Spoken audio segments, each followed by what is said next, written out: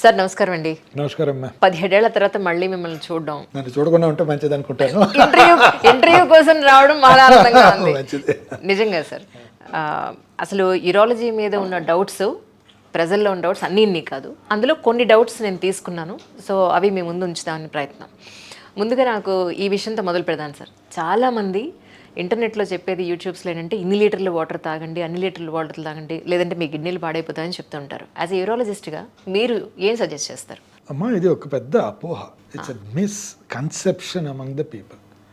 ప్రతి ఒక్కరు వచ్చి నేను ఎన్ని లీటర్లు నీళ్లు తాగాలి, 3 లీటర్లు తాగితే మంచిదా, 4 లీటర్లు తాగితే మంచిదా అని చెప్పి అడుగుతూ ఉంటారు. అసలు అలాంటిది ఏం లేదమ్మా. భగవంతుడు 2 క్రియేట్ చేశాడు. ఒకటి ఆకలి, అంటే మనకు అవసరమంతా తినడానికి ఆకలి అనేది. దప్పిక, మనకు అవసరమనంతా తాగడానికి దప్పిక అని క్రియేట్ చేశాడు.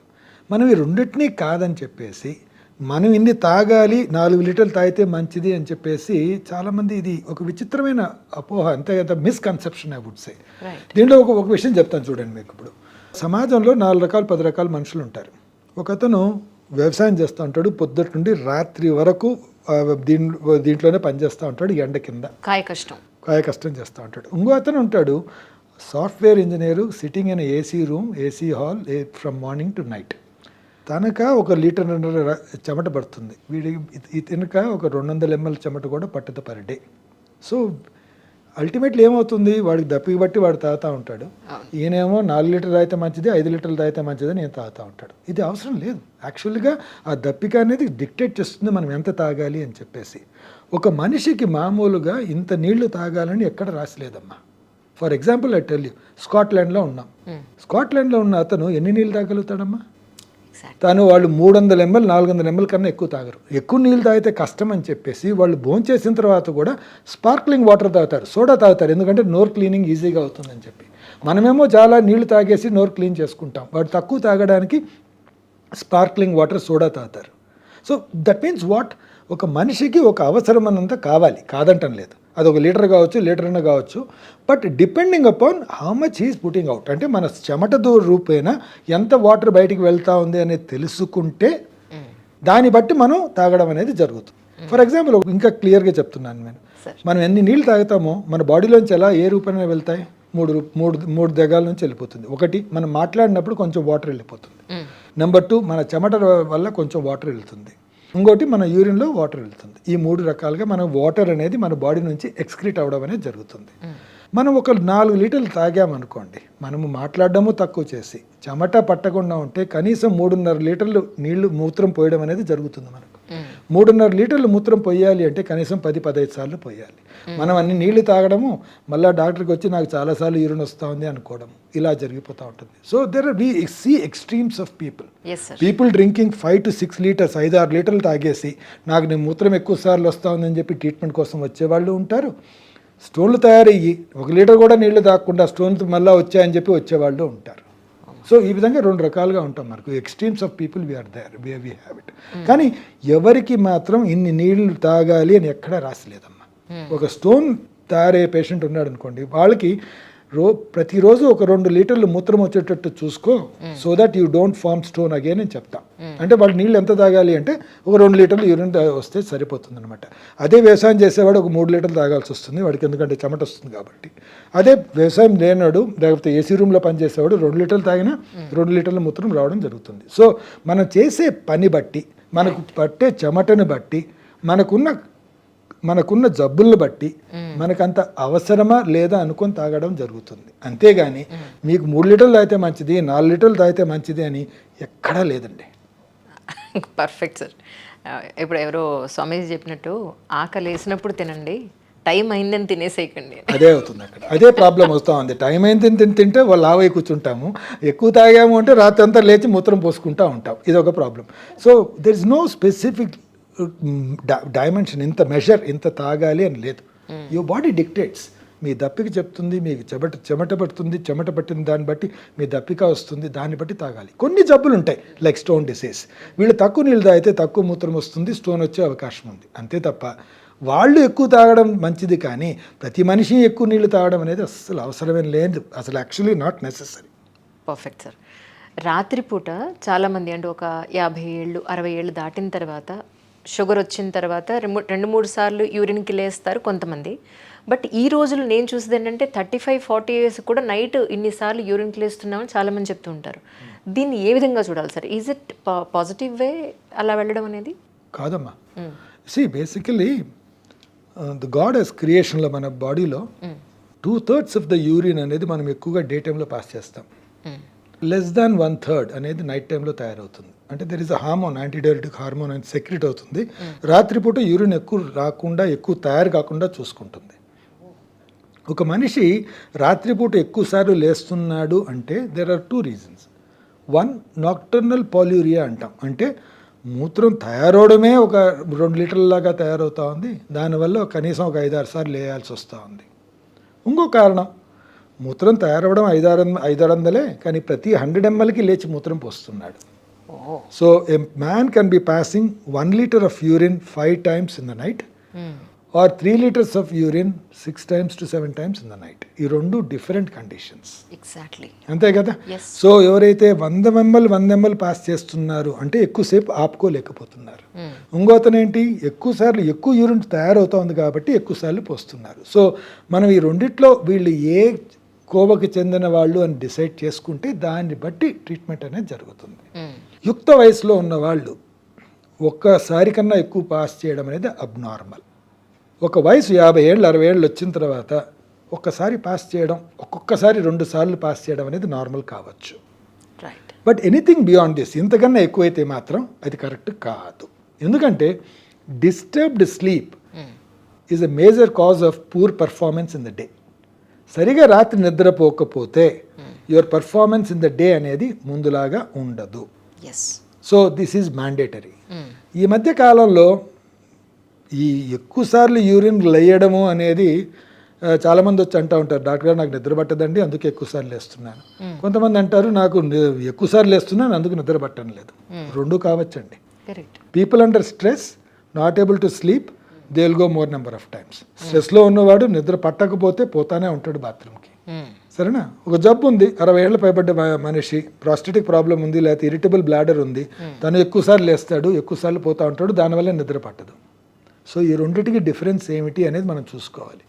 ఈ కోవికి చెందిన వాళ్ళు అనేది చూసుకుంటే దాన్ని బట్టి ట్రీట్మెంట్ అనేది జరుగుతూ ఉంటుంది. సో మళ్ళీ మొదటికి వస్తున్నాము, రాత్రిపూట ఎన్నిసార్లు లేయాలి, అసలు లేకుండా ఉంటే మంచిది. ఓకే, కంటిన్యూస్ స్లీప్ అనేది ఉండాలి. కరెక్ట్. యుక్త వయసులో ఉన్నవాడు 6-7 గంటలు హ్యాపీగా పడుకోవాలి లేయకుండా. అదే ఒక వయసు వచ్చిన తర్వాత 50-65 ఏళ్ళ వయసు వచ్చిన తర్వాత ఒకసారి లేచిన పక్షంలో అది నార్మల్ కిందనే కన్సిడర్ చేస్తాం. ఒక్కోసారి up to 2 times normal consider చేస్తాం. అంతకన్నా ఎక్కువసారి లేస్తున్నారు అంటే మాత్రం అది అబ్నార్మల్ కిందనే లెక్క. కారణం అనేది ఎత్తుక్కోవాలి, కారణం ఏదైనా కావచ్చు, కారణం ఎత్తుక్కోవాలి, ఆ కారణం అనుకొని మనం ట్రీట్మెంట్ తీసుకోవాల్సిన అవసరం ఉంటుంది, ఆర్ లైఫ్ స్టైల్లో మార్పు తీసుకోవాల్సిన అవసరం ఉంటుంది. రైట్. ఈ మధ్యకాలంలో మీరు ఎక్కువగా రిపీటెడ్గా చూస్తున్న హెల్త్ ఇష్యూ అంటే ఏం చెప్తారు సార్? అంటే ఈ మధ్య అంటే అన్యూజువల్, జబ్బులు అనేవి వేరేనండి, జబ్బులు కాకుండా ఉండేవి కొన్ని ఉంటాయి. జబ్బులు అనేది వేరే, స్టోన్ వచ్చిందండి, ఇవన్నీ రొటీన్గా చూసేటివే. ప్రాస్టేట్ ప్రాబ్లం అనేది 30 ఏళ్ళుగా చూస్తున్నాం, ఇప్పుడు కూడా చూస్తూ ఉన్నాం. క్యాన్సర్లు చూస్తాం, అవి కూడా ముందు నుండి చూస్తున్నాం. ఈ మధ్యకాలంలో కొత్తగా చూసేది ఏంటంటే అండి ఫ్రీక్వెన్సీ ఆఫ్ యూరిన్. మీరు చెప్పారు చూసారా, ఎక్కువసార్లు మూత్రం వస్తుంది. ఓకే, 30 ఏళ్ళ వయసోడు ఆఫీస్కి వెళ్ళంగానే అరగంటకి యూరిన్ వెళ్ళాలి సార్. రోజంతా వెళ్తానే ఉంటాను సార్. ఒకటే క్వశ్చన్ అడుగుతాను వారిని, అయ్యా నువ్వు రాత్రి పడుకుంటావు, ఎన్ని గంటలకు పడుకుంటావు? 10:30 పడుకుంటాను సార్. పొద్దున్న ఎన్ని గంటలకు సార్? ఎన్ని గంటలకు లేస్తావు? 6 గంటలకు లేస్తానండి. మధ్యలో ఎన్నిసార్లు లేస్తావు? అస్సలు లేనండి. అంటే he is able to sleep 8 hours in a day, but the whole day he is continuously having every hour, every 1.5 hours. 90% of the times ఇవన్నీ stress related problems, work stress related problems. These are all irritable bladders because of stress in the psychological aspects, not because of disease. And ఇదొక problem. రెండో problem ఏంటి, నాకు urine సరిగా రావట్లేదండి, చాలా కష్టంగా వస్తుంది, ఫ్రీగా రావట్లేదు, స్లోగా వస్తుంది, చాలా టైం పడుతుంది. This is another stress related problem. So both problems, 1 not able to flow the urine, సరిగా రాకపోవడం, రెండోది ఇరిటబుల్ బ్లాడర్, ఎక్కువసార్లు యూరిన్ పాస్ చేయడం. ఈ 2 కూడా ఈ మధ్య కాలంలో ఎప్పుడు చూడలేదు. ఇన్ఫ్యాక్ట్ 30 years ముందు నా ప్రాక్టీస్లో ఇలాంటి పేషెంట్స్ చూసేవాడు కాదు. కానీ ఇప్పుడు 30 years, 35 years, 40 years young people you can't expect. మనం వాళ్ళకి ఈ విధంగా జబ్బు ఉండే అవకాశం లేదు అనుకున్న వాళ్ళలో ఇది ఎక్కువగా చూస్తున్నాం మేము. This basically psychological stress, no physical abnormality. నేను ఎన్నైనా టెస్ట్లు చేయనివ్వండి, వాళ్ళలో ఎలాంటి అబ్నార్మాలిటీ ఉండదు. It's basically a psychological stress which is reflected on to the bladder. ఇప్పుడు సింపుల్ ఎగ్జాంపుల్, ఒక భయం వచ్చిందంటే చిన్నపిల్లడు యూరిన్ పాస్ చేసేస్తాడు. ఒకసారి భయంగా ఉందంటే మాటికి మూత్రం వెళ్ళాలనిపిస్తుంది. ఏంటి ఇవన్నీ? అడ్రినలిన్ గష్, అంటే మన బాడీలో అడ్రినలిన్ రిలీజ్. ఇది ఎందుకు వస్తుంది? స్ట్రెస్ వచ్చినప్పుడు అడ్రినలిన్ రిలీజ్ అనేది ఎక్కువగా ఉంటుంది దానివల్ల. సో ఇవన్నీ రిలేటెడ్ టు ఈ బ్లాడర్ ప్రాబ్లమ్స్ అనేటివి, urine problems in these young people. వాళ్ళకి జబ్బులు ఉండవండి. వీళ్ళలో 90% of the times is a psychological stress, personality related disorders, targets, their work culture, everything reflects on to their bladders. I don't know దాన్ని ఇప్పుడు ఏమి దాన్ని stop చేయడం. చాలా మందికి చెప్తా ఉంటాను, రిజైన్ చేసేనా ఈ బ్లాడర్ సెటిల్ అయిపోతుంది అని చెప్తా ఉంటాను. So treatment for it is getting away from the job and getting into a newer job or possible in a different style. ఓ ప్రశాంతమైన జీవితం చూసుకోండి, కొంచెం ప్రశాంతత కావాలి. Or we should get acclimatize to that level. అది అక్లమటైజ్ కానప్పుడే మనకి ఇలాంటి ప్రాబ్లమ్స్ రావడం జరుగుతూ ఉంటుంది. మీరు మాత్రం మీ మనలతో భలే ఎంజాయ్ చేస్తున్నారు. మీ ప్రొఫైల్ పిక్ చూసాను నేను. ఎప్పుడు సంవత్సరానికి ఒకసారి ఆ ప్రొఫైల్ పిక్ రావడం. ఇద్దరు ఇక్కడ ఉంటారు కాబట్టి బయట ఉంటారు కదా ఎప్పుడో ఒకసారి. కానీ మీ డాక్టర్స్కి సార్ పొద్దున్న లేస్తే ఇన్ని సర్జరీలు, ఇన్ని కోతలు, అసలు అవయవాల్ని చూడని రోజు అంటూ మీద ఉండదు. ఇలాంటిది మీకు కూడా ఒక ఎమోషన్, అంటే ఒక దెబ్బ తగిలింది అని అంటే, బ్లడ్ వచ్చింది అని అంటే ఒక ఎమోషన్ మన వాళ్ళకి వచ్చింది అని అంటే, లేదంటే ఎలా ఉంటుంది ఇంటర్నల్ మీ ఫీలింగ్? ఎవరికైనా ఉంటుంది. అంటే బేసిక్గా we all presume that we are all, అంటే వీఆర్ అడాప్ట్ టు ఇట్ అని అనుకుంటాం, కానీ that emotions are inherent. I can't show that emotion in front of a patient కదా. ఇప్పుడు నా పేషెంట్ దగ్గర తను ఏదో కంప్లైంట్ చేసుకుని బ్లీడింగ్ అవుతుందంటే, అయ్యో బ్లీడింగ్ అయిపోయిందని నేను కూడా అనిపెడితే ఇంక తను నా దగ్గర ఉంటాడా? నాకు కూడా ఆ విధంగా అనిపిస్తే తను నా దగ్గర ఉండలేడు కదా. So that emotions are inherent which we don't express, but as a human that emotion is always there. We can't become without being a human కదా. అది ఇన్హెరెంట్గా ఉంటుంది, we may not express. Correct. కానీ 17 ఏళ్ళుగా నేను మిమ్మల్ని చూస్తున్నాను, ఇదే స్మైలు, ఇదే ఎనర్జీతో ఇన్నాళ్ళు నేను చూస్తూనే ఉన్నాను సార్. అయితే ఎలా సార్, అంటే నేను అనేది ఏంటంటే విసుగు విరామం లేకుండా పొద్దు నుంచి సాయంత్రం వరకు అంత ఓపిక. What is your stress buster అంటే ఏం చెప్తారు? స్ట్రెస్ బస్టర్ అంటే కాదమ్మా, అంటే see we been doing the same job in the last 35 years. ఈ 35 ఏళ్ళుగా నేను ప్రాక్టీస్ చేస్తున్నా, ఇదే పని చేస్తున్నా, అదే పేషెంట్ చూస్తున్నా, అదే చెప్తాడు వాడు. The patient comes to me, I know what is going to talk, I can understand what is going to B his next complaint. So half of the complaints I also know what he is going to say. I can predict that sort of a thing happening. But ultimately what gets that kick to do the same thing again next day? And somebody asked me that question. మీరు మళ్ళీ అదే చేస్తున్నారు, అదే bore అంటున్నారు, మరి మరుసటి రోజు వచ్చి అదే చేస్తున్నారు, మరి ఎలా నడిపిస్తారు అలా అనుకుంటే there are certain small events which happen అండి. లైక్ యు డూ ఎ కష్టమైన కేసు అనుకొని ఆపరేట్ చేసి సక్సెస్ఫుల్గా చేసాం, ఆ కిక్ ఒకటి ఉంటుంది కదా. ఓ పేషెంట్ చాలా కష్టంలో వచ్చి తను పోయేటప్పుడు వాళ్ళ మదర్ నా దగ్గరికి వచ్చేసి కాళ్ళ మీద పడిపోయి నా కొడుకుని సేవ్ చేశారంటుంది. చాలు, అదొక్క ఆ moment is enough to keep us running in the same fashion again. ఆ ఎమోషనల్ మూమెంట్ ఏదైతే ఉంటుందో it's a very small moment, most of the time is not captured. అది క్యాప్చర్ చేయలేం, అది ఫీల్లోనే ఉంటుంది. అది it is only for few 10-20 seconds. But that gets us inherently. మేమే చాలా ఆనందంగా పులకిస్తూ ఉంటారు చూసారా, అలా. అది మనం we cannot show it anywhere, but we feel it in side. That makes us do the same thing again and again. ఇంకొక రోజు చెప్తారని కాదు, కానీ that makes us to run, not for it but to run again and again in the same fashion. Correct. ఎందుకంటే వాళ్ళలో ఉండే ఆ సంతోషం అంతే, అదొక్కటే, ఆ పర్సెప్షన్ అక్కడే ఉంటుంది అనమాట. ఆ కొంచెం టైంలోనే ఉంటుంది, కానీ అది చాలు మనల్ని నడిపిస్తూ ఉండడానికి. నేను చాలామంది విమెన్లో చూశాను సార్. మరి జెంట్స్ పాయింట్ ఆఫ్ వ్యూలో ఎలా ఉంటుందో మీరే చెప్పాలి. In general urinary tract infection వచ్చినప్పుడు ఒక యూరిన్ డ్రాప్ పడడానికి కూడా ఎంతో పెయిన్ఫుల్గా ఉంటుంది యాక్చువల్లీ. అది విమెన్లో నేను చాలాసార్లు చూశాను. ఇట్స్ అంటే ఇట్స్ మేల్ కూడా అలాగే ఉంటుందా జనరల్గా? అలాగే యూరినరీ బ్లేడర్లో కూడా సైజెస్లో 1% డిఫరెన్స్ ఉంటుందా sir? And moreover final question ఏంటంటే, ఇందులో 2 questions మిమ్మల్ని అడిగాను. మేల్ ఫీమేల్ ఎలా ఉంటుంది, బ్లేడర్ సైజెస్లో వాళ్ళకి వీళ్ళకి ఎలా ఉంటుంది, 1% డిఫరెంట్గా ఉంటుందా? మూడోది ఎందుకు యూరినరీ ట్రాక్ ఇన్ఫెక్షన్ అనేది వస్తూ ఉంటుంది? ఇది ఒక కాంప్లెక్స్ సబ్జెక్ట్ అమ్మా. Let me tell you about what is happens in urinary tract infection. అసలు యాక్చువల్లీ మూత్రాశయంలో దాని క్వాలిటీ ఏంటి, కొంతసేపు వరకు యూరిన్ ఒక మోస్తరుగా ఆగేంత వరకు బిచ్చుకుంటూ ఉంటుంది, మీకు ఏం సెన్సేషన్ రాదు. ఒక 300-400 ml అయిన తర్వాత మూత్రం పోయాలని ఒక ఫీలింగ్ తెప్పిస్తుంది. పోసేటప్పుడు అది కంట్రాక్ట్ అవుతుంది, మూత్రం బయటకు వస్తుంది. This is the function of the urinary bladder. కానీ దీంట్లో ఇన్ఫెక్షన్ వచ్చింది అనుకోండి, ఏమవుతుంది? The whole bladder gets inflamed. అంటే మనకు నోరు పొక్కినట్టు అవుతుంది. నోరు పొక్కినప్పుడు మనం తినాలంటే కష్టంగా ఉంటుంది కదా, అలానే ఈ బ్లాడర్ ఇన్ఫ్లేమ్ అయినప్పుడు ఏమవుతుంది? It doesn't open up. ఇవి ఇచ్చుకోవాలంటే బాగా నొప్పిగా ఉంటుంది. సో కొద్దిగా యూరిన్ రాగానే పోసేయాలి అని ఒకటి ఉంటుంది. So frequency of urine. ఈ బ్లాడర్ ఇన్ఫ్లేమ్ అయిన దానివల్ల ప్రతిసారి అది కొంచెం కంట్రాక్ట్ అయినప్పుడు పెయిన్ వస్తూ ఉంటుంది. So pain while passing urine. So frequency and pain, the symptoms are going to be same. ఎవరైనా కానీ, అది మగవారు కానీ ఆడవారు కానీ చిన్న పిల్లలు కానీ, సిమ్టమ్స్ ఇవి మాత్రమే. So you are not allowed, అంటే ఆ బ్లాడర్ విచ్చుకోదు, అది కంట్రాక్ట్ అయినప్పుడు పెయిన్ అవుతుంది. So you will end up, మీరు మాటికి యూరిన్ వెళ్తూ ఉంటారు. పోసినప్పుడంతా ఒక్కొక్క చుక్క పడినప్పుడంతా మీకు ఆ నొప్పి వస్తూ ఉంటుంది. అసలు యూరిన్ పోయబుద్ధి కాదు. చాలామంది నీళ్ళు కూడా తాగరు, ఎందుకంటే యూరిన్ ఎక్కువసార్లు పోయాల్సి వస్తుంది, ఎక్కువ నొప్పి వస్తుంది అన్న ఉద్దేశం. సో అది యూరినరీ ట్రాక్ట్ ఇన్ఫెక్షన్. అంటే ఏమవుతుంది సిమ్టమ్స్ అనేది. ఓకే, ఇప్పుడు what are the causes of urine infection అనుకుందాం. అంటే ఏంటి, ఎందుకు వస్తుంది యూరిన్ ఇన్ఫెక్షన్ అని చెప్పేసి అడుగుతారు కదా.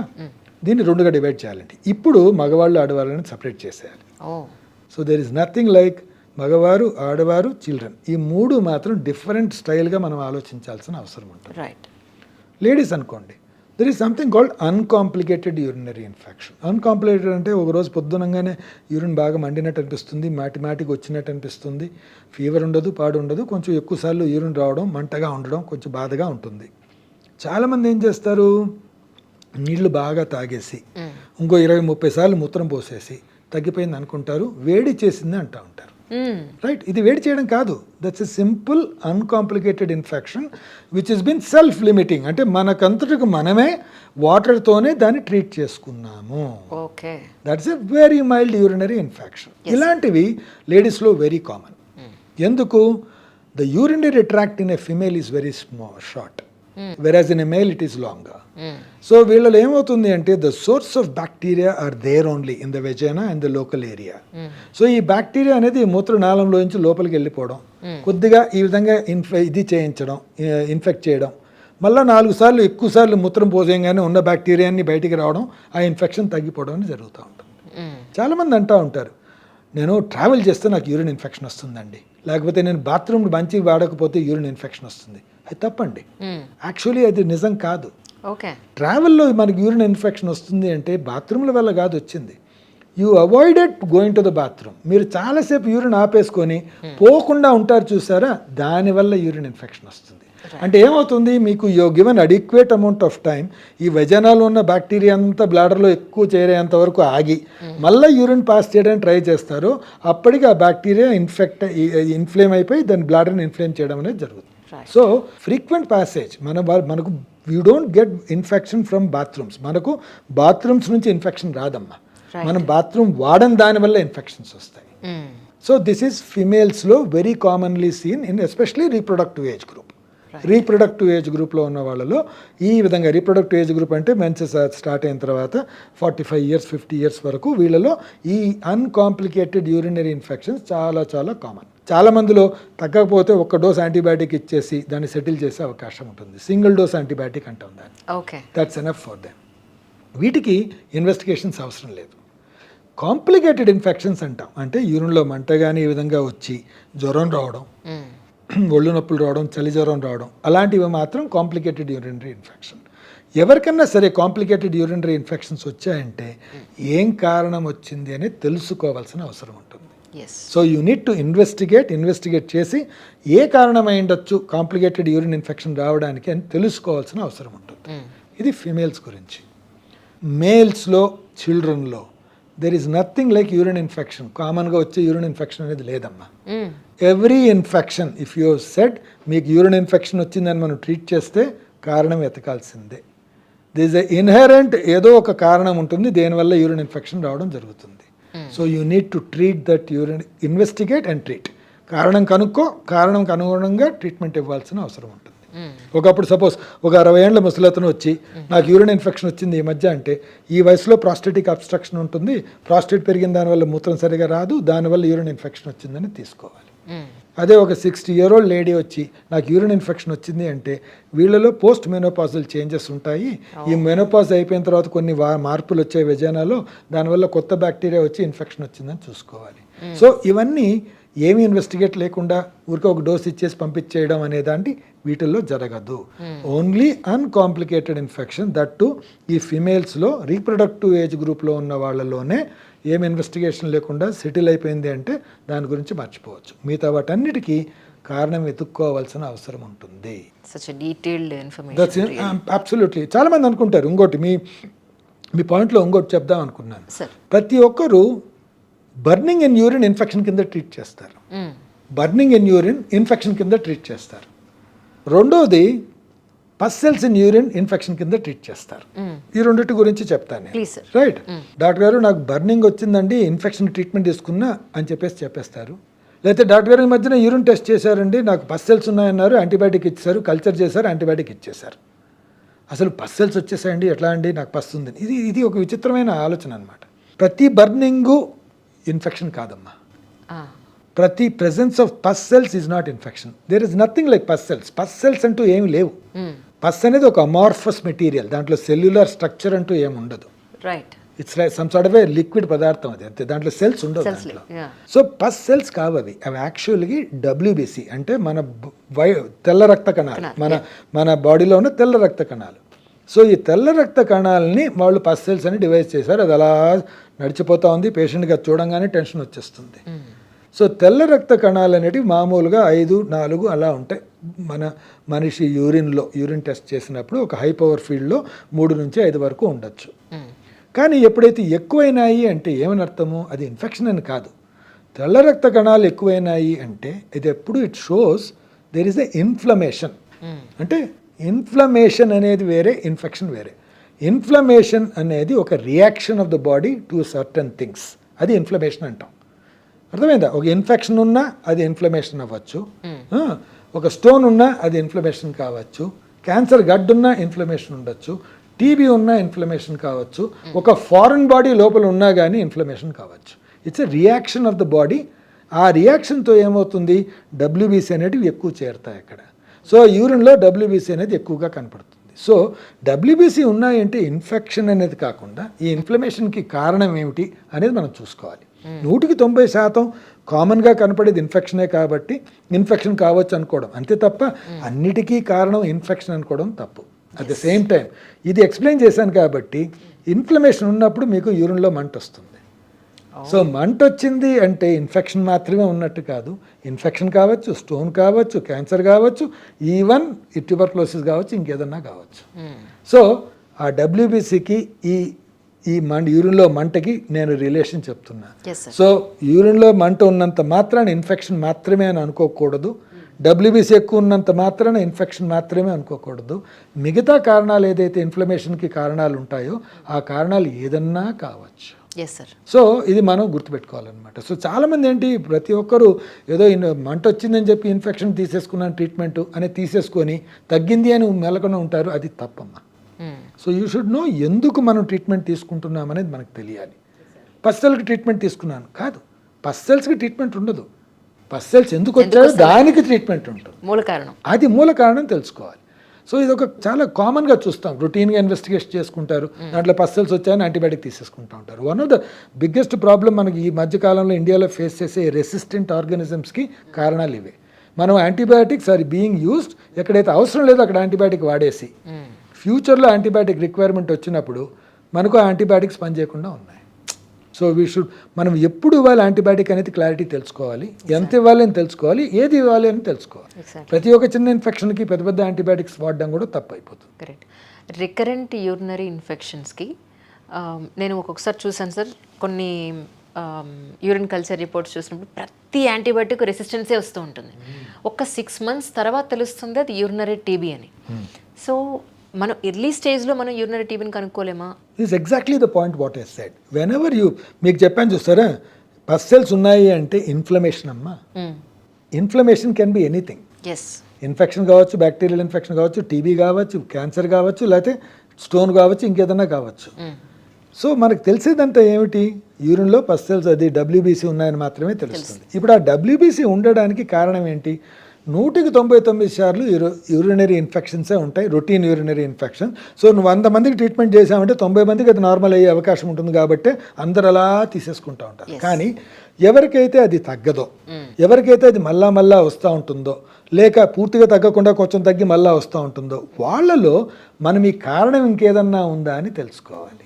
So whenever there is recurrent UTI, అంటే రికరెంట్గా మనకు ఆ ఫైండింగ్ అలానే ఉంది అనుకున్న పక్షంలో ఇంకేదన్నా కారణం ఉందా అనేది తెలుసుకోవాలి. ఆ కారణాలు తెలుసుకోవడంలో one of the investigation is tuberculosis also. కానీ ఏమవుతుందంటే ఒక 2-3 కోర్సెస్ అయిన తర్వాత అప్పటికి తగ్గకపోతే ఆ రోజు జరుగుతుంది. ఇంకోటి ఏంటి, చాలామంది చేస్తూ ఉంటారు, కల్చర్ చేసామండి ఇది వచ్చేసిందండి, కల్చర్ చేసామండి మళ్ళీ అదే వచ్చిందండి, కల్చర్ చేసామండి మళ్ళీ అదే వచ్చిందండి, ఒక యాంటీబయాటిక్ పైన ఇంకో యాంటీబయాటిక్ అలా వాడుతూనే ఉంటారు. కానీ మనం ప్రాక్టికల్గా ఆలోచించామంటే మనం కల్చర్ ఎలా పట్టుకోవాలి అని మనం ఎక్స్ప్లెయిన్ చేయలేదండి ఎవరికి. యూరిన్ పట్టి తీసుకురా అంటాం. యాక్చువల్గా కల్చర్ పట్టుకోవాలంటే ద యూరిన్ అనేది మూత్రనాళంలో నుంచి బయటికి రావాలి. సగం మూత్రం వెళ్ళిన తర్వాత మిడ్ స్ట్రీమ్ స్పెసిమన్ అనేది మధ్యలో ఉన్న యూరిన్ చర్మానికి ఎక్కడ తగలకుండా బాటిల్లో పడాలి. అవునా, దాన్ని ఫస్ట్ యూరిన్ అంటారా? ఫస్ట్ యూరిన్ కాదు, కల్చర్ పట్టుకునే విధానం ఇది. దిస్ ఈస్ కల్చర్కి ఫస్ట్ యూరిన్కి సంబంధం లేదు. ఓకే, ఫస్ట్ యూరిన్ అనేది ఎప్పుడు చేస్తాము అంటే it's only for tuberculosis. Okay, tuberculosis ఉన్న వాళ్ళలో ఏమవుతుంది అంటే కాన్సన్ట్రేటెడ్ యూరిన్ పొద్దునే ఉంటుంది కాబట్టి మనం టైం చాలా ఇస్తాం కాబట్టి ఏమైనా ట్యూబర్క్లోసిస్ బ్యాసిల్లో పికప్ అయ్యే అవకాశం ఎర్లీ మార్నింగ్ యూరిన్లో ఉంటుంది. సో ఫస్ట్ యూరిన్ అనేది ట్యూబర్క్లోసిస్లో ఎక్కువగా చూస్తాం. కానీ రొటీన్ ఇన్ఫెక్షన్స్కి కల్చర్స్ చేయిస్తారు చూసారా, ఇది ఏమీ చెప్పకుండా కల్చర్ పట్టుకోమంటారు. వారు అలా పట్టేసుకుంటారు, దాంట్లో చర్మం తగిలేసి మొత్తం ఉన్న చర్మంలో లేకపోతే వెజైనల్ సెక్రిషన్స్ కూడా దాంట్లోకి వచ్చేస్తాయి. So there is always a positive culture. అంటే నువ్వు ఇచ్చిన యూరిన్లో బ్యాక్టీరియా ఉన్నట్టే కానీ ఆ బ్యాక్టీరియా వల్ల నీకు లోపల ఇన్ఫెక్షన్ ఉంది అని చెప్పదు కదా అది. సో చాలా మంది యాంటీబయాటిక్ తీసేసుకుంటూ ఉంటారు. సో వీ షుడ్ కొరిలేట్, కొంచెం కొరిలేషన్ కావాలి. ఏమని, పేషెంట్కి సిమ్టమ్స్ ఉన్నాయా, WBC అనేది ఎక్కువగా ఉన్నాయా యూరిన్లో, ఈ కలెక్షన్ ఎర్రర్ లేకుండా పట్టగలిగారా వాళ్ళు, ఇవి చూసుకున్న తర్వాత దానికి తగ్గట్టుగా యాంటీబయాటిక్ ఇవ్వడం జరుగుతుంది. రెండు జరుగుతాయి most of the time. One, ఈ విధంగా 4-5 సార్లు ఇన్ఫెక్షన్కి మందులు వాడుతూ పోతారు, they will be going on treating this pus cells, ఈ పస్సెల్స్కి ట్రీట్మెంట్ తీసుకుంటా పోతారు, కల్చర్కి యాంటీబయాటిక్ తీసుకుంటా పోతారు, they will have resistant organisms. Exactly. రెండో కారణం, ఇంకో కారణం ఏముంటుంది, చాలామంది మనం ఒక ఊరు నుంచి వచ్చారు, యూరిన్ కల్చర్ చేశారు, రెసిస్టెంట్ టు ఆల్. ఇది జరగదమ్మా, ఇది టెక్నికలీ నాట్ పాసిబుల్. కమ్యూనిటీలో అక్వైర్డ్ ఇన్ఫెక్షన్స్లో రెసిస్టెంట్ ఆర్గానిజమ్స్ ఉండవు. ఈ రెసిస్టెంట్ ఆర్గానిజమ్స్ అనేది ఎప్పుడు ఉంటాయి, ICU కల్చర్స్ అంటే కార్పొరేట్ హాస్పిటల్ ICUs ఉంటాయి చూసారా, చాలా రోజులుగా యాంటీబయాటిక్స్ ఇస్తూ ఉంటారు, పేషెంట్ ట్యూబుల్లో ఉంటారు, ఒక 15 రోజులు 20 రోజులు, వాళ్ళల్లో ఇలాంటి రెసిస్టెంట్ ఆర్గానిజమ్స్ ఉంటాయి. So it's most of the time contamination at the hospital, culture contamination at the time of collection. దానివల్ల మీకు ఇలాంటి రెసిస్టెంట్ ఆర్గానిజమ్స్ అనేది వచ్చేస్తూ ఉంటాయి.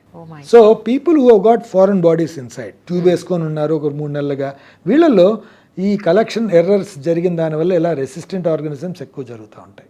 ఇది రెండిట్లోనూ కావచ్చు, collection error in ICU setting or ICU setting వల్ల కూడా కావచ్చు, లేకపోతే ఈ విధంగా రికరెంట్గా యాంటీబయాటిక్ యూజ్ చేసిన దానివల్ల రెసిస్టెంట్ ఆర్గానిజమ్స్ రావచ్చు. ఇది మన ఈ ఇండియన్ కల్చర్లో చాలా ఎక్కువైపోతుంది ఈ మధ్యకాలంలో. అండ్ అది కల్చర్ సెన్సిటివ్ ప్యాటర్న్ కనపడలేదని, పేషెంట్కి ఏమి సిమ్టమ్స్ ఉండవు, టెంపరేచర్ ఉండదు, ఏముండదు, పెద్ద పెద్ద యాంటీబయాటిక్స్ 15 రోజులు తీసుకోవడం జరుగుతూ ఉంది. That produces more resistant organisms, ఇంకా కొన్ని రెసిస్టెంట్ ఆర్గానిజమ్స్ తయారవుతున్నాయి. సో అయితే యూరిన్ కల్చర్ ఇచ్చేటప్పుడు ఫస్ట్ వచ్చే యూరిన్ ఖచ్చితంగా మనం ఇవ్వకూడదు అని కాదు. మనం ఫస్ట్ మనం యూరిన్ పాస్ చేసేటప్పుడు అదేదో ఎర్లీ మార్నింగ్ కలెక్షన్ అనేది కాకుండా ఎప్పుడు కలెక్ట్ చేసుకున్నా పర్వాలేదు, పట్టేటప్పుడు ఫస్ట్ యూరిన్. ఎందుకు ఫస్ట్ యూరిన్ అంటాము, ఆ మూత్రనాళంలో ఉన్న బ్యాక్టీరియా కానీ ఆ వెజనల్ సెక్రిషన్స్ ఏమన్నా ఉంటే ఆ బ్యాక్టీరియా వెళ్ళిపోతాయి, వాష్ అయిపోతాయి. సో బ్లాడర్లో ఉన్న urine representative mid stream specimen అంటాం, అంటే మధ్యలో ఉన్న స్పెసిమెన్. ఆ టైంలో చర్మానికి ఎక్కడ తగలకుండా మనం బాటిల్లో పట్టుకోవాలి అనేది పట్టుకోవాలి. చాలామంది ఏంటి ఏదో ఒక ట్రేలో పట్టేసుకొని ట్రేలో నుంచి మళ్ళీ కల్చర్గా వేసిస్తూ ఉంటారు. That's not proper collections. చాలా మంది అదే చేస్తారు, ఎందుకంటే వాళ్ళు పట్టలేరు. చాలా మంది ఇప్పుడు ఒక 65-year-old లేడీ ఉంది, కొంచెం ఒబేస్గా ఉంది, ఆమె పట్టుకోవాలంటే కుదరదు ఆమెకి. She can not do that. So ఇది తెలియకుండా ఈ కల్చర్లో ట్రీట్మెంట్ ఎక్కువ అయిపోతూ ఉంటుంది. This is another problem. Urine ఈ కలర్లో ఉంటేనే ఆరోగ్యంగా ఉన్నట్టు అని యూట్యూబ్లో ఎన్ని వీడియోలు ఉన్నాయో, అది ఎవరు పెడుతున్నారో ఏంటో తెలియదు. ఆ కలర్ మారడం కోసం నీళ్లు తాగేవాళ్ళు నీళ్లు తాగుతున్నారు, మిగతా వాళ్ళు ఏం తాగుతున్నారో తెలియదు. సో మీరే అడ్వైస్ చేస్తారు సార్? యాక్చువల్లీ అమ్మా, ఐ థింక్ మనము అనవసరంగా ఎక్కువ ఆలోచిస్తున్నామమ్మా. ఐ డోంట్ నో ఇది అంటే ఎక్కడ లేదు ఇది. నువ్వు ఇన్ని నీళ్లు తాగాలి, నీ యూరిన్ కలర్ ఇలా ఉండాలి. నీ నిజంగా మన దప్పిక కరెక్ట్గా మనం తీర్చుకుంటా ఉంటే యూరిన్ ఉండాల్సిన కలర్లో ఉంటుంది, లైట్ పేల్ ఎల్లోలో ఉంటుంది. రైట్. మన దప్పికను మనం కరెక్ట్గా తీర్చుకుంటా ఉంటే, మన లాసెస్ని మనం కరెక్ట్గా రిప్లెనిష్ చేసుకుంటా ఉంటే. ఇండియాలో ఎలా ఉంటుంది అంటే, ఇన్ జనరల్ నేను చెప్తాను, తప్పుగా అనుకోకూడదు, మన మెంటాలిటీ ఎలా ఉంటుందంటే, ఒక 100 లడ్డూలు పెట్టి ఒక లడ్డు తినరా పుణ్యం వస్తుంది అంటే 190 మంది ఓ 2 తిందాంలే అనుకుంటారు, కొంచెం ఎక్కువ పుణ్యం వస్తుంది అని చెప్పేసి. ఇది ఒక హ్యూమన్ సైక్ అలా ఉంటుంది. సో ఇలా హ్యూమన్ సైక్ అది బేసిక్గా. దాంట్లో ఇప్పుడు ఎక్కడ రాశారు వేదాల్లో, ఏమని రాశారు? ఇది ట్రాపికల్ కంట్రీ, నీట్గా అప్పుడు ఆ టైంలో ఇళ్ళు, భవనాలు, ఏసీలు లేవు. చెట్ల కింద ఉండేవాళ్ళు, లేకపోతే పూరిపాకల్లో ఉండేవాళ్ళు. దెర్ ఇస్ నో ఏసీ, అంత స్వెట్ వచ్చేది. వచ్చి వ్యవసాయం చేసేవాడు, లేకపోతే పొలంలో కష్టం చేసేవాడు, చెమట పడుతుంది. కాబట్టి వాట్ దే సెడ్ ఆ టైంలో కూడా, నీళ్లు తక్కువ తాగకుండా ఉండండి, you will get dehydrated, you require an adequate hydration అని చెప్పడం మాత్రమే జరిగింది. అంతేగాని దాన్ని రివర్స్ చేసుకొని ఎక్కువ తాగితే మంచిది అన్నట్టు మనం దాన్ని చూస్తున్నాం. తక్కువ తాగకుండా ఉండాలి, కానీ ఎక్కువ తాగితే మంచిది అని ఎక్కడా లేదు. There is I have a patient who is a yoga teacher. He has gone everywhere in the world. ఏమిటి ప్రాబ్లము? రాత్రి 8 సార్లు వేస్తాను సార్, పగలు 12 సార్లు వేస్తాను సార్. పోయడంలో ఏమైనా కష్టం ఉందా? ఎలాంటి ప్రాబ్లం లేదు. బాగా వస్తుందా? యూరిన్ ఫ్రీగా వస్తుంది. మంట ఉందా? ఏమీ లేదు సార్, అన్ని రిపోర్ట్స్ నార్మల్గా ఉన్నాయి. నేను ఒకటే పని చేశాను, బ్లాడర్ డైరీ అన్న, బాబు మీరు పొద్దున్న నుంచి రాత్రి వరకు ఎంత యూరిన్, ఎంత నీళ్లు తాగుతారో, ఎప్పుడెప్పుడు ఎంత మూత్రం పోస్తారో ఒకసారి లిస్ట్ వేసి తీసుకురండి. 8.5 లీటర్ తాగుతాడు రోజుకి, 8 లీటర్లు యూరిన్ పాస్ చేస్తాడు. ఇప్పుడు 8 లీటర్లు యూరిన్ పాస్ చేయాలి అంటే మరి 20 సార్లు పోయాల్సిందే కదమ్మా.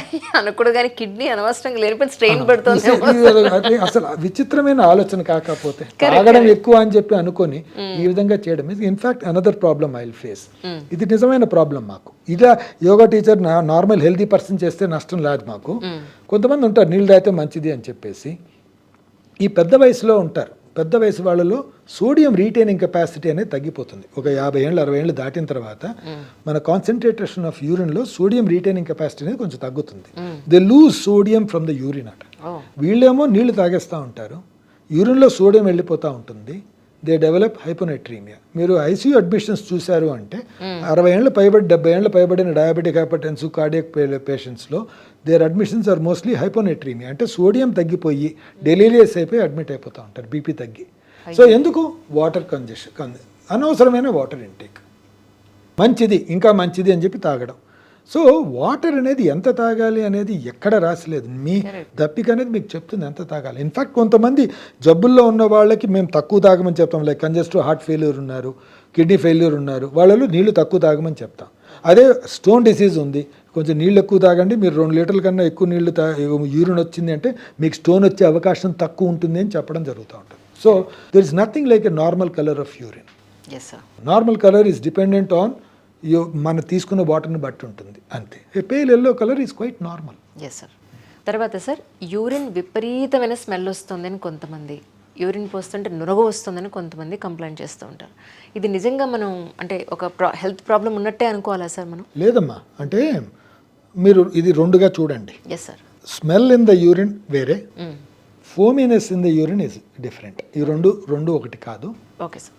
చాలామంది అనుకుంటూ ఉంటారు, డాక్టర్ గారు నాకు స్మెల్ యూరిన్ ఉంది, నాకు ఏమైనా ఇన్ఫెక్షన్ ఉందా అని అంటారు. అది నిజం కాదు. స్మెల్ అనే యూరిన్ అనేది దేని మీద డిపెండ్ అయి ఉంటుందంటే, నెంబర్ 1 మన వాటర్ ఇంటేక్ బట్టి, మన తిన్న తర్వాత మన ఈ యూరిన్లో వచ్చే సొల్యూట్స్ని బట్టి ఉంటుంది. కాన్సన్ట్రేటెడ్ యూరిన్ స్మెల్లీగా ఉంటుంది, డైల్యూట్ యూరిన్ తక్కువ స్మెల్ ఉంటుంది. రైట్. చాలామంది normal people never smell their urine. ఎందుకంటే మనం ఏదో కమోడ్లో పాస్ చేయడం, ఫ్లష్ చేయడం, బయటకు వచ్చేయడం అంతే తప్ప మనం ఎప్పుడు ఏదో ఒక రోజు కొంచెం డార్క్గా ఉంది అంటే ఏమో నీళ్ళు తక్కువ తాగామని కొంచెం తాగడం జరుగుతుంది అంతే తప్ప ఎప్పుడు కానీ ఎవరైతే కంప్లైంట్ చేస్తారో ఈ విధంగా స్మెల్లీ యూరిన్ వస్తుందని చెప్పేసి 90% of them they have some leak, incontinence of urine. వాళ్ళు ఏదో కారణంగా బట్టలు తడుపుకోవడము, యూరిన్ బట్టల మీద రావడం జరుగుతుంది. దెన్ ఆ టైంలోనే they start feeling that it's a normal smell of the urine, but అది నార్మల్గా చూడరు కాబట్టి అది వాళ్ళకి అబ్నార్మల్గా కనపడుతుంది.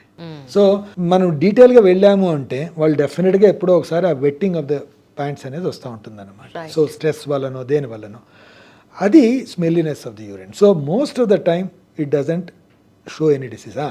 ఈ డయాబెటిక్ కీటోసిడోసిస్ అనేది కీటోనిష్ స్మెల్ అంటారు. అంటే ఈ ఉల్లిపాయలు వాసన అది ఉంటుంది చూసారా, అలాంటి వాసన ఎప్పుడు వస్తుంది?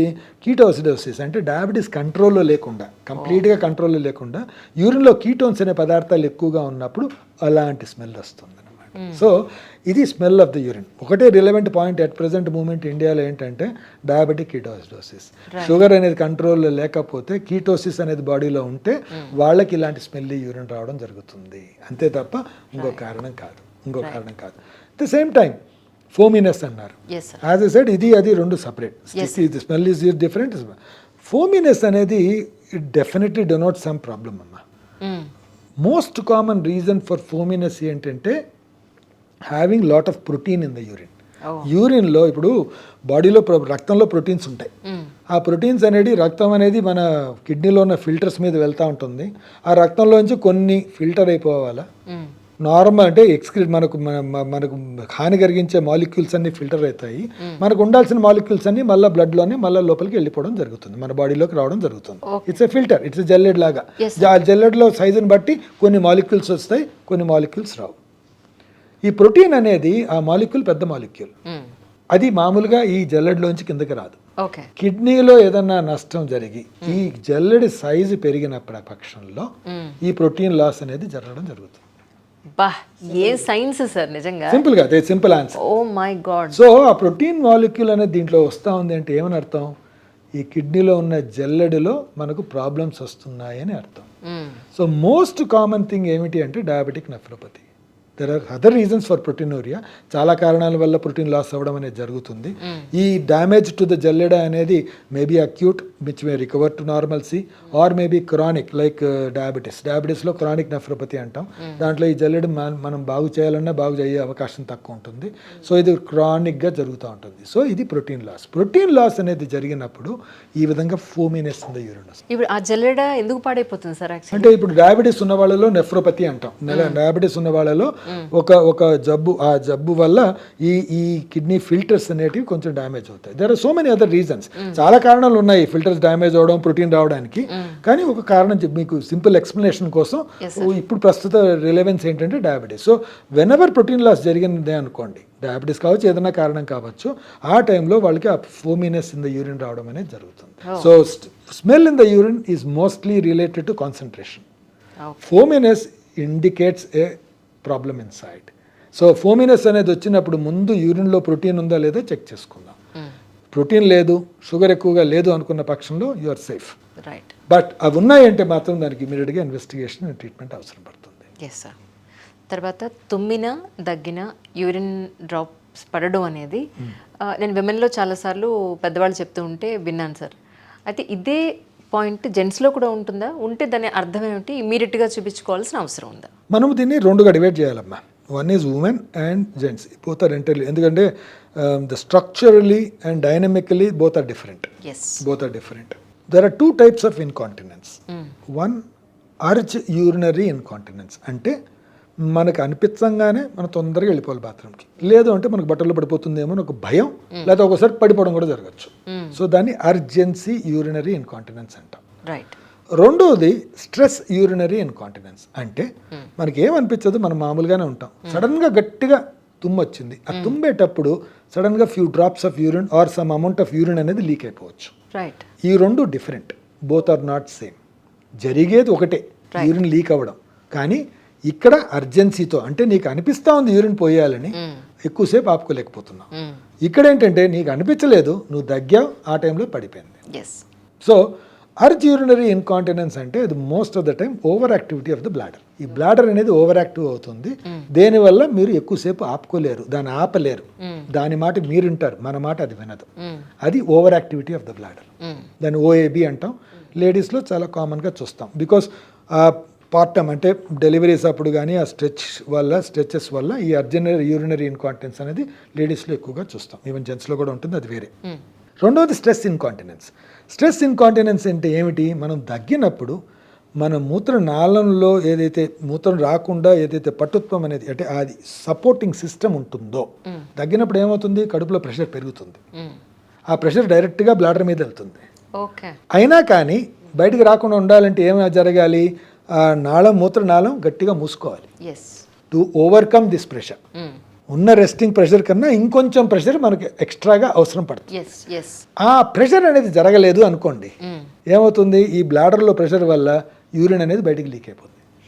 So most of the time ఈ స్ట్రెస్ యూరినరీ ఇన్కాంటినెన్స్కి రీజన్స్ ఏంటంటే previous deliveries and pregnancies, stretch of the muscles, stretch of the ligaments and decay of the ligaments వల్ల ఈ విధంగా రావడం అనేది జరుగుతుంది. ఇది ఉమెన్లో చూస్తూ ఉంటాం. Urge urinary incontinence, stress urinary incontinence.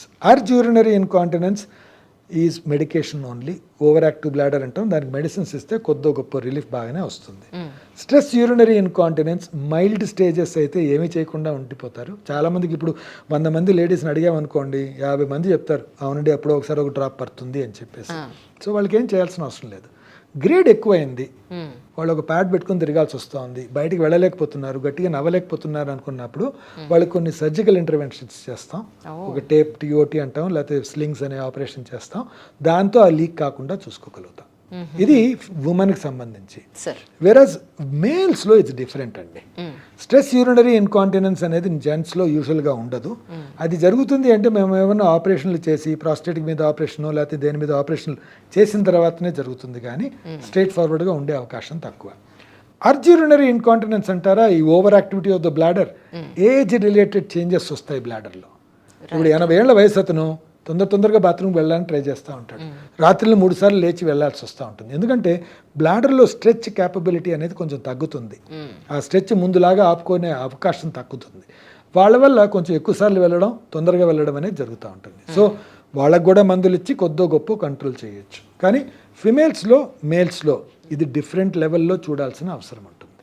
Right. Cystoscopy చేయాల్సిన అవసరం ఎలాంటి పరిస్థితుల్లో వస్తుంది సార్? దీనికి సిస్టోస్కోపీ అంటే ఏం చెప్తారు? సిస్టోస్కోపీ అనేది ఒక పెద్ద ఒక సింపుల్ టెస్ట్ అమ్మ. ఇప్పుడు మీరు కడుపులో అల్సర్ ఉందా లేదా అని ఎలా తెలుస్తుంది? మన గొంతులో గొంట వేసి ఎండోస్కోపీ చూస్తాం, దాన్ని ఎండోస్కోపీ అంటారు కదా. Endoscopy that's very common thoughts, అంతే కదా.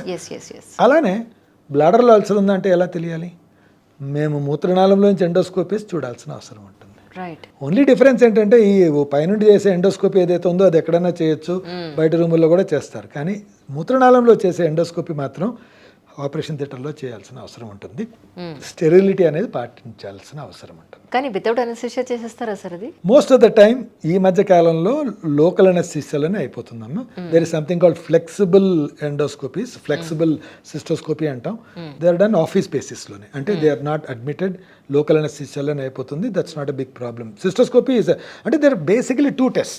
మనకు చేసే టెస్ట్లలో 2 రకాల టెస్టులు ఉంటాయి. బ్లాడర్ గురించి తెలుసుకోవాలి అంటే అనటామికల్, ఫంక్షనల్.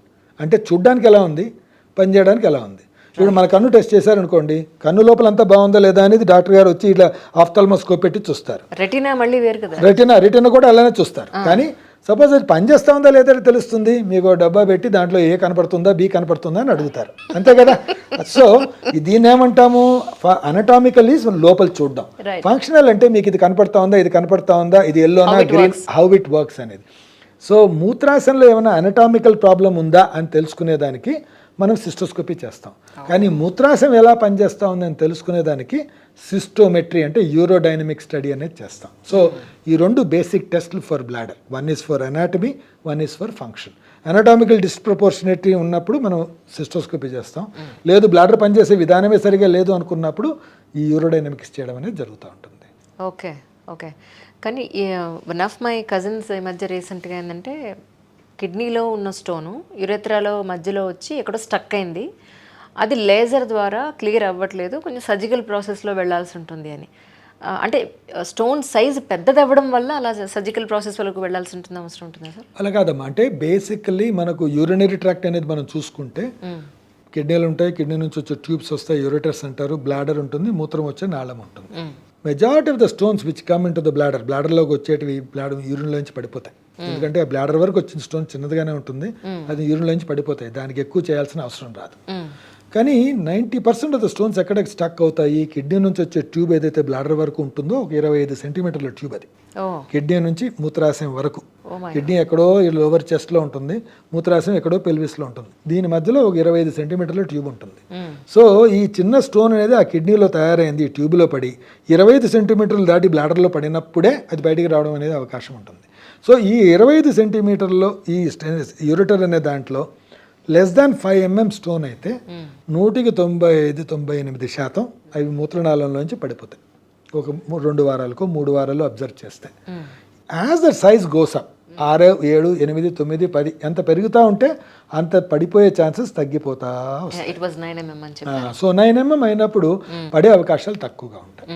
ఈ మధ్య కాలంలో ముందు అయితే ఏదో కోర్సు ఆపరేషన్ చేసేవాళ్ళం, ఈ మధ్య కాలంలో కంప్లీట్గా ఎండోస్కోపిక్ ఆపరేషన్స్. ఎండోస్కోపిక్ ఆపరేషన్ అంటే ఏంటి, మనం వచ్చే మూత్రనాళంలోంచి ఎండోస్కోప్ వేసి ఆ యూరిటర్ ఏదైతే సన్న నాళం ఉందో దాంట్లో ఇంకో సన్న ఎండోస్కోప్ వేసి మనం చూడడం, దాన్ని ఆ లేజర్ ద్వారా పగలగొట్టడం. Laser is only breaking the stone. Laser is only a modality to break the stone. Laser is not a procedure to enter the body.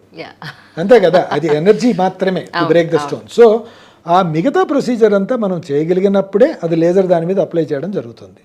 ఈ చేయలేని దానికి చాలా రీజన్స్ ఉండొచ్చు, అనటామికల్ రీజన్స్ ఉండొచ్చు, స్టోన్ కంపోజిషన్ కావచ్చు, యాక్సెసిబిలిటీ కావచ్చు, ఏదన్నా కావచ్చు. So there so many reasons where we may not be able to do that. అది చేయలేకపోవచ్చు, మనం ఇంకో మెథడాలజీ అడాప్ట్ చేయాల్సిన అవసరం రావచ్చు. But these are all combinations and permutation, situation బట్టి మనం ఏ ప్రొసీజర్ అయితే బెటరు ఆ పేషెంట్కి అనేది మనం డిసైడ్ చేస్తూ ఉంటాం.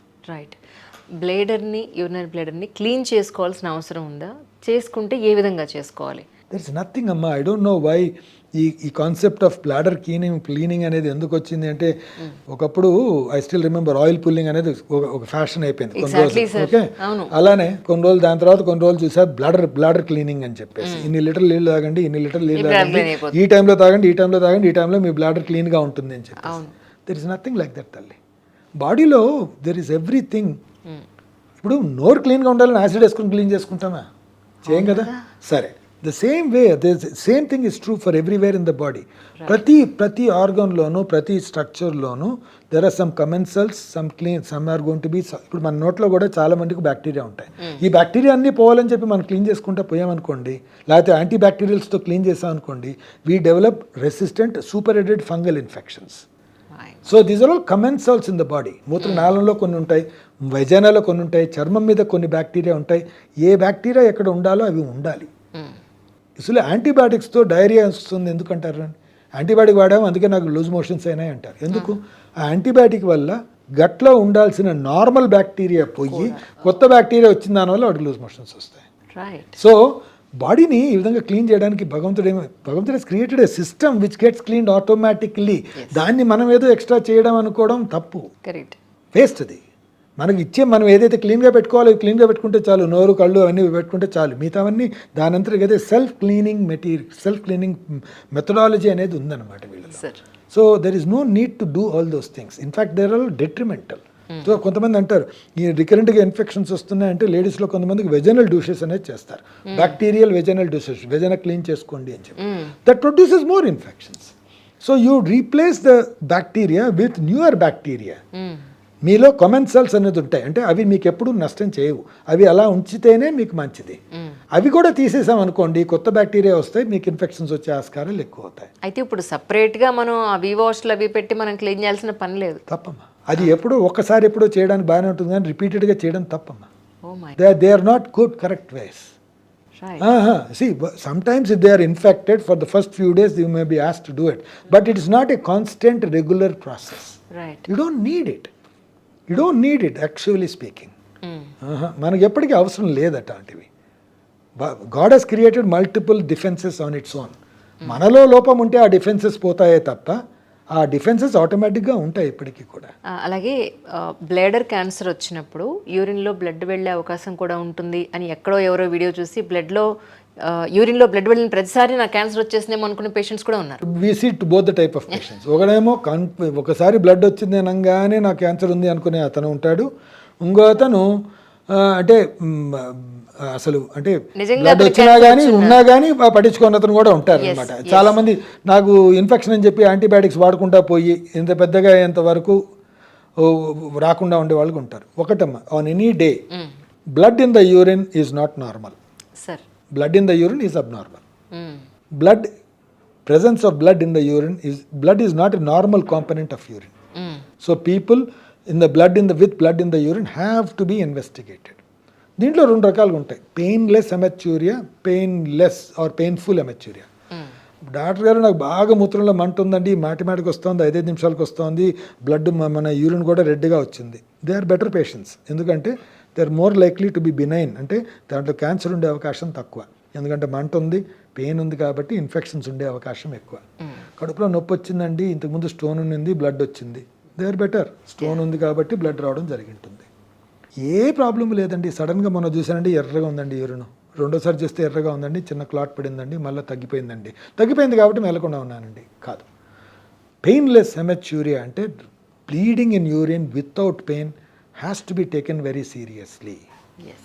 90% of the times there is a very high chance of having a cancer in the urinary tract. Urinary tract లో క్యాన్సర్ ఉండే అవకాశం ఉంటుంది. అది బ్లాడర్లో కావచ్చు, కిడ్నీ నుంచి వచ్చే ట్యూబ్లో కావచ్చు, లేకపోతే కిడ్నీలోనా కావచ్చు. సో ఈ మూడిట్లో ఎక్కడైనా కావచ్చు. So blood in the urine at any cost has to be investigated. దాన్ని ఏదో ఇన్ఫెక్షన్ వల్ల వచ్చింది, లేకపోతే లైట్గా వేడి చేసిన దాని వల్ల వచ్చింది అనుకునే అవకాశమే లేదు. రేపు పొద్దున అన్ని పరీక్షలు చేసి ఇంతేనండి, ఇగో ఈ 3 mm స్టోన్ ఉంది అనేది తెలుసుకోవచ్చు. కానీ at least you are safe that way. Right. కానీ సార్ సమ్ టైమ్స్ అబ్డోమినల్ స్కాన్లో స్టోన్ ఉందండి, అది మీ యూరిన్ ద్వారా వెళ్ళిపోయింది, ఇదిగోండి ఇలా గీసుకుంటూ వెళ్ళింది, ఇది లైను ఉండొచ్చు.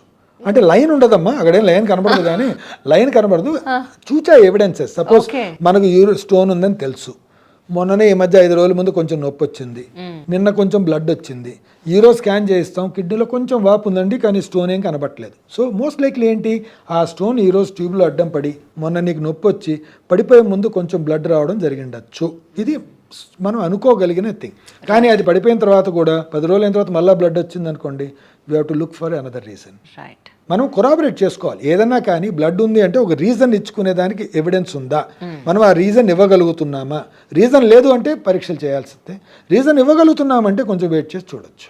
సో ఇలా రెండుగా ఉంటుంది. ఫంగల్ ఇన్ఫెక్షన్, బ్యాక్టీరియల్ ఇన్ఫెక్షన్ వచ్చినప్పుడు యూరిన్లో కూడా మార్పులు వస్తాయి సార్? యాక్చువల్గా నేను ఎప్పుడు అన్నా female infections, you're talking about females only కదమ్మా.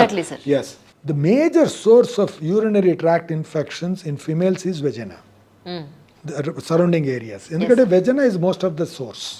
చాలా మంది అంటూ ఉంటారు, డాక్టర్ గారు నాకు యూరిన్లో మంటగా ఉంటుందండి, పోసినప్పుడు అంతా మంటగా ఉంటుంది.